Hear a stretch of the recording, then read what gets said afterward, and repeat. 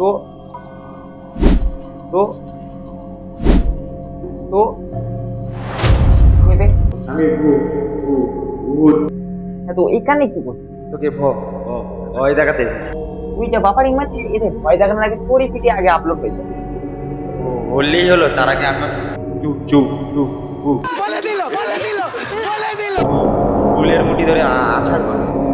তুই এখান থেকে ভাগ, আমরা ভিডিওটা শুরু করি। তার আগে তোর ক্যামেরায় তো এবার এখানে না পৌঁছে দিয়ে যায়। তো কেমন আছে সবাই? Welcome back to another video. ভূত নাকি ভূত?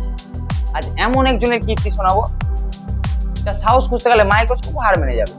ভূতের ভয় নেই, কারণ ভূতিয়ে কে দেখে ভয়। সোশ্যালের মাসিমণি মিস কেয়া। তো এটা তোমরা বোঝো না কেন যে আমি কলকাতার মেয়ে হয়ে কলকাতায় সমস্ত কিছু, আমার লাইফস্টাইল টোটালি একটা অন্যরকম। আমার যখন শহরে থাকতো কিছুটা এমন হালে থাকতো। নাও মুখটা হলো, তোমরা একটু খেয়ে নাও। এই জায়গা থেকে আমি গ্রামে এসে আমি কিভাবে জীবনযাপন কাটাচ্ছি। খুব কষ্ট যে বলো, শোনা গো আমার। ঠিক এইটার কারণেই মাসির ফেটে দরজা হয়ে গেছে। অত কেন হলো? কোনো দিনও আমি বাস্ত দেখিনি, কোনো দিনও না আমি বাস্ত দেখিনি। মাসি বাড়ি শিফট করার সময়, ইভেন্ট আমি বেথুয়াতেও আসার পরও কোনো দিনও আমি বাস্ত দেখিনি। মাসি বাড়ি শিফট করার সময় জেনে না দেখলে সেটা বাড়ির দোষ, আর পচা খাবার জেনেও তুমি খেলে সেটা খাবারের দোষ। মানে জেনে শুনে ছিনলে বাস, তার দুঃখ চির। জানলায় অনলি কাট, নো পর্দা, এই জন্য মাসির নাকি অসুবিধা। সব টোটাল কাজ বাইরে থেকে দেখা যেত, টোটাল কাজ। আর একটা মেয়ে মানুষ রয়েছে, তার জামা কাপড় ছাড়াই ড্রেস চেঞ্জ করা সব কিছু থাকে তো নর্মালি। তাও কিসের প্রাইভেসি? এই মাসির একটা সময় প্রাইভেসি দেখলে না। নাও সোনা বন্ধুরা নাও, মুখটা হলো, তোমরা একটু খেয়ে নাও। যে দেখবে তার প্রাইভেসি চুক্কা না। টাইটেলে এমন একটা অ্যাট্রাকশন দিয়েছে, অলৌকিক ব্যাপার।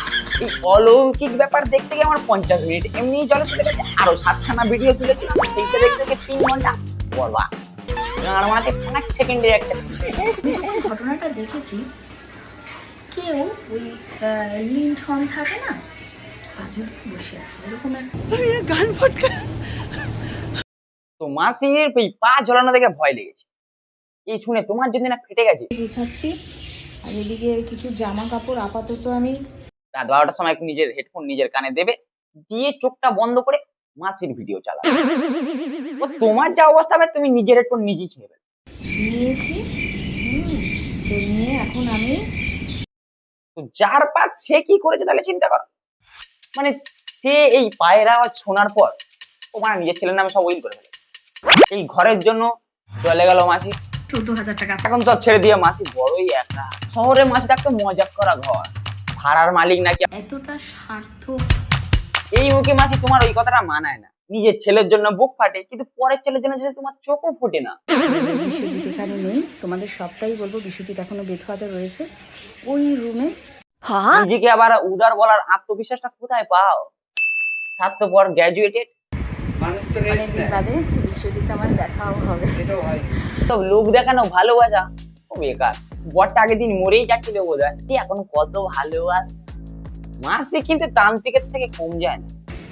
আমরা কি করলাম, নুন দিয়ে ঘর মোছা, তোমার কর্পূর জ্বালানো, এগুলো তো হতোই, তার সাথে সাথে সেটারও বেশি বাড়িয়ে দিলাম।